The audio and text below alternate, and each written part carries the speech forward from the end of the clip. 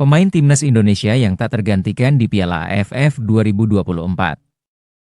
Sejumlah pemain timnas Indonesia memiliki statistik tidak tergantikan oleh pelatih Shin Tae-yong selama Piala AFF 2024 atau ASEAN Championship.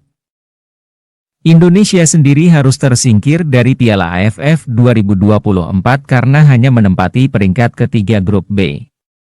Hasil buruk itu didapat setelah Indonesia kalah 0-1 dari Filipina pada pertandingan terakhir grup. Selama Piala AFF 2024, pasukan Garuda menjalani 4 pertandingan.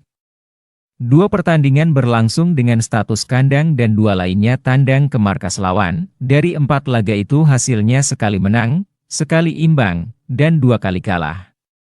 Indonesia menang atas Myanmar, lalu imbang dengan Laos, serta kalah dari Vietnam dan Filipina. Berikut ini 4 pemain yang perannya tak tergantikan selama Piala AFF 2024.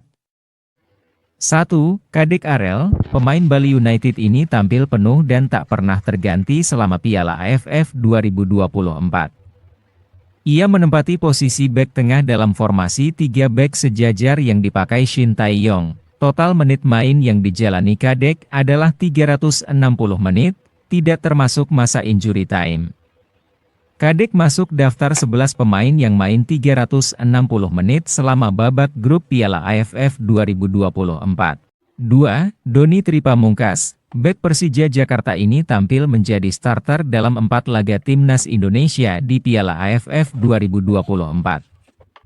Ia tidak hanya tampil sebagai bek sayap kiri, tetapi juga sebagai bek tengah. Total menit main yang dijalani Doni yaitu 358 menit.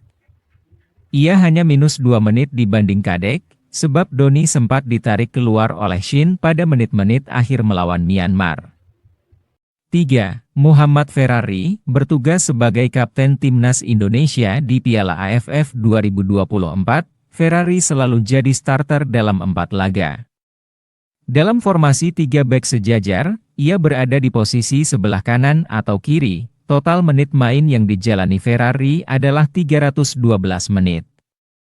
Pada laga terakhir melawan Filipina, pemain Persija tak tampil penuh karena mendapat kartu merah usai menyikut lawan.